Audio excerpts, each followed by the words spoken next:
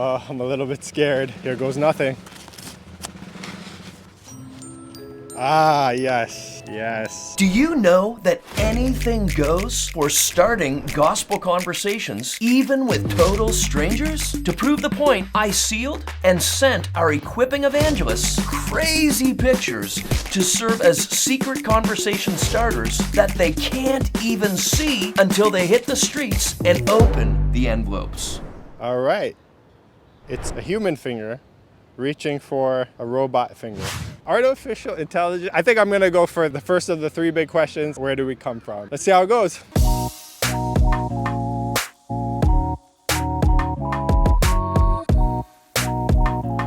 Would you be willing to do a quick interview with me? Oh, sure. What do you see when you look at that? What does that make you think of? Oh, it's a take on the, I forget which painter it is, but the famous sign of like God touching man. You know what I mean? Yeah. Yes. I mean the transcendence of, one could argue that we are just doing the same thing over and over again if you believe we live in a simulation. Okay. Yeah. You know what? I've heard like a few people talk about this idea. Scientifically speaking, we are. So what does that mean? So the double slit experiment proves that it's the observer effect, right? They prove that neurons only actually form when they're actually observed. If that it's a hard thing to wrap your head around, but it's the exact same way that video games are constructed, right? The next frame is only generated when you actually step into the next frame. And that we proved scientifically like 3 years ago, I want to say. Yeah, so it's called the double slit experiment. I'm going to look that up. Yeah, it's fascinating, but yeah. I mean, probability speaking, right? Look at what we do. Look at what we're doing now. We are creating that same thing. So even just mathematically, the chances that we are the first is almost nil. Like if you want to just look at it that way, yeah. So where do you think this simulation and everything came from? Well, if you correlate all of the ancient pictographs, knowledge from around the world, from Mesopotamia all the way to South America, it tells the same story. It tells the same story that, some call them Anunnaki or some, there's a lot of different names for them. Even Native American mythology, like the grandfather teachings, believe that we sprouted from the earth. Same thing in South America, same thing in ancient Egypt. It's obvious that there was some kind of cataclysm 12,000 years ago, and that correlates with the flood. Across all cultures, they all have a flood story, right? And the idea is the Atlanteans that survived, that had this advanced culture, the ones that survived landed in the Caucasus Mountains, which is where the word Caucasian comes from, and then populated and landed in Egypt, tried to transfer the technology. That's why if you've studied the Pyramid of Giza, it is so far advanced that like we can't even reconstruct it now. We're just beginning to understand how it generated power. Tesla knew this very well. And that's why he kind of used that as the basis for the Warren Cliff Station to generate wireless electricity and pass it on. Wow, amazing. So you're saying some intelligent beings? Without a doubt. I mean, I grew up around Native American people. My dad's best friend was Native American, believed in that very strongly. And my mom's an ordained minister, and my grandfather a Freemason. So I got like a good kind of mix of everything in there. And the one thing that you realize is that without a doubt, we're not the most intelligent species that's ever existed on this planet. So the first question leads to another question. With that in mind, with all of what you just said, What do you think the meaning of life is? Like, has it been revealed? Yes. Okay. Yeah. I think that we're here to learn, to evolve, to create, to share, to inspire each other, and to spread unconditional love. That is to reach our highest state of mind. We're not quite there yet, but I think objectively speaking that there is a raising of the consciousness level of the entire planet through release of this information that I'm talking about, which is a calculated release by certain organizations that have held it behind closed doors for a very, very long time. And with that, what then do you think happens when we die? Does our life now affect our forever? Yeah, I think that all ancient civilizations believed in a reincarnation story. I think the thing that makes the most sense, and this is also part of the Kabbalistic Jewish view, is that our soul body leaves and then we are reincarnated into a different one, but we get, and this is kind of the mythological part of it. Jews believe that we get knocked on the nose and then we forget, but we have things, we have things and images that like, and just biases towards going a certain way or being a certain person. And people believe that part of it is astrology. And understand, the most wealthy people on this planet, that's what they prescribe to. So it's kind of a good way to like, okay, maybe if the people with all the information, all the knowledge, and all the resources, if they all believe a certain thing, probably worth looking at, right? So God created us in male and female, right? Yes. In His image. Yes. As scandalous as that is to say that is. But so we agree, like we were created, intelligently designed, right? Of course. Yeah, without a doubt. Yeah. And I think the debate comes then down to what is God and who is God, right? Yeah. The problem with us being created by some intelligent being other than God is that then you run into the endless loop. Okay, who created that being and that being and that being, and eventually you'll have to say there was some in the beginning. Yeah, exactly. So if I believe that the Anunnaki who came from a different planet and there was some galactical space battle and the refugees from that landed here and tried to restart a civilization, then who created them? And I get that. Yeah. There has to be an original source. Right. And so what happens after we die? We would say, based on the Bible, that there's a heaven, there's a hell. Do you believe that it's possible that is internal to us? No, I think Do you that think it's a physical place, or is it a state of mind. not necessarily a state of mind, but a layer of reality or a dimension? Yeah, you might call it a dimension. Whatever it is a real physical place. Absolutely.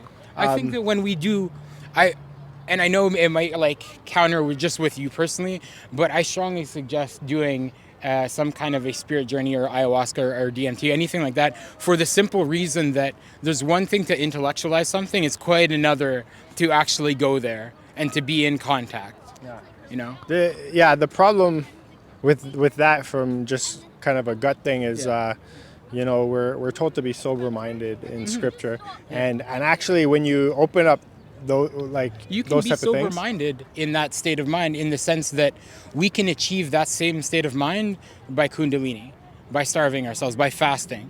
We can do it in many different ways. It's just a shortcut to do it. So one of the realities in Scripture is that there is a spiritual reality that we live in, right? Yeah. And with that there are bad spirits as well. Oh yes, of course. And we can open ourselves up to demonic influence that wants to deceive us and point us in different the ways. Beautiful thing, the really interesting thing is that when you do DMT, the beings that almost universally most people come into contact with are that. They're lower life form, kind of more malevolent. And if you look back at like King Solomon, it would be the 72 demons of Solomon, which aren't necessarily bad. They are malevolent, but they are there to kind of influence you in an interesting way. And this is what rabbis believe, the version of original sin that they have. They do not believe it's external. They believe that what original sin actually is to rabbis and their interpretation of it is the animalistic pull internal to us that pulls us to do bad things, or to treat each other malevolently, or to lust after somebody that's not, our wife, all those kind of things. But that fight, that internal battle, is within us, and it's not external to us. Okay. You know what I mean? So, would you be good enough, do you think, Lucas, to be with God in heaven? To be with God in heaven. I don't need to go to heaven to be in line with God. No, when you die, we usually would ask several of the laws in Scripture, such as have you ever told a lie? Of course. And have you ever stolen anything? Of course. Have you ever looked with lust or If anybody tells you no, they're lying. I mean, come on. What about, have you ever been angry at somebody and called them a name? Yeah. So Jesus said, if you look with lust, it's like you've committed it. Adultery. I agree with that. Yeah. If you've hated or been angry, it's like you've committed murder. Yeah, and so Lucas, I think you're very kind of honest and transparent. I've broken all those things too. This is the way that Jesus wanted us to be, brother. Exactly. Yeah. So the gospel is that even though you and I, Lucas, have broken God's law, when we stand before Him in judgment, the way that He made for us to be declared innocent is He sent Jesus. Jesus did everything perfect. He lived a perfect life. His motives were perfect. And See, I don't. That's no, I can't prescribe to that because that doesn't. The archetype is there, but Jesus, you believe that Jesus was a person that lived, right? Yes. Yeah.